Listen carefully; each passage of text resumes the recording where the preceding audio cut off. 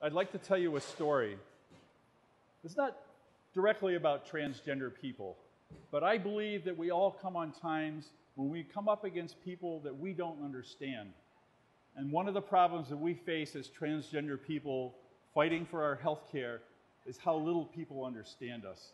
And I've had that happen to me. I used to be a machinist for 30 years, and at one point I was working at United Airlines, and some of my fellow machinists and mechanics and I used to ride in a van pool to work. And the last stop of the van pool in Oakland was at a little traffic island that had a building that said, Daddy's Cadillac Car Detailing. And on that traffic island was an old man living in a car.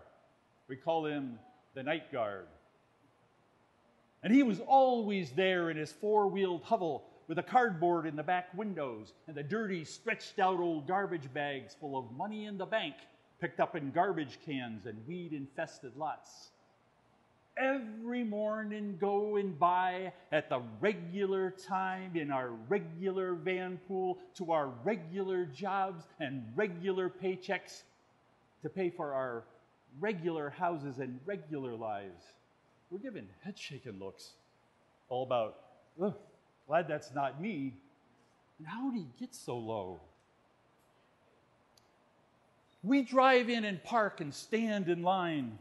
He's there walking, talking crazy, murmuring and muttering, his head shaking in loud conversation, our heads shaking in bemused consternation. Don't come too close, we silently say. Find a better home, we silently pray.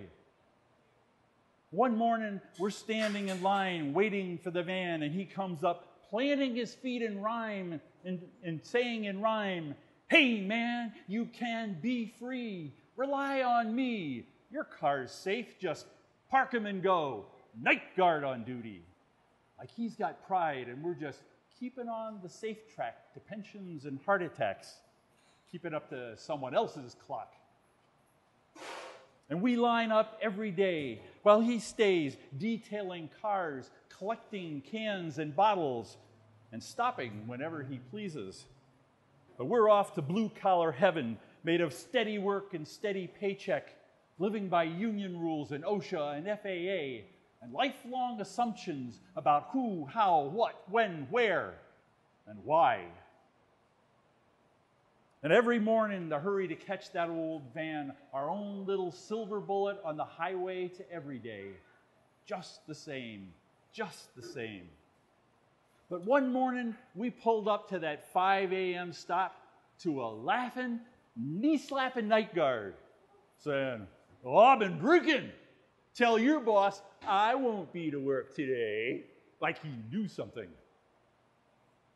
Huh. Like he knew something. So we got on board as quick as we could, running from crazy talk and beer belly breath, and the flags of our ghosts of our own lives waving across our minds like a warning flag, with every paycheck dependent on the state of the company and unemployment just a paycheck away, while he's just existing from day to day.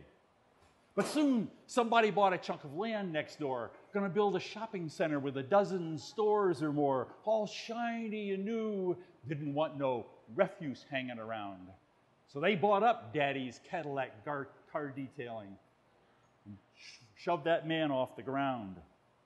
But he wouldn't go away. He went across the street to the high grass by the highway overpass and started building himself out a home out of old lumber, a floor and two walls, and two 50-gallon drums. In one, he ran an electric cord across the street to an old black and white TV and stood there cackling and pointing at the images of you and me. In the other one, he built himself a fire, laughing and dancing as the flames grew higher.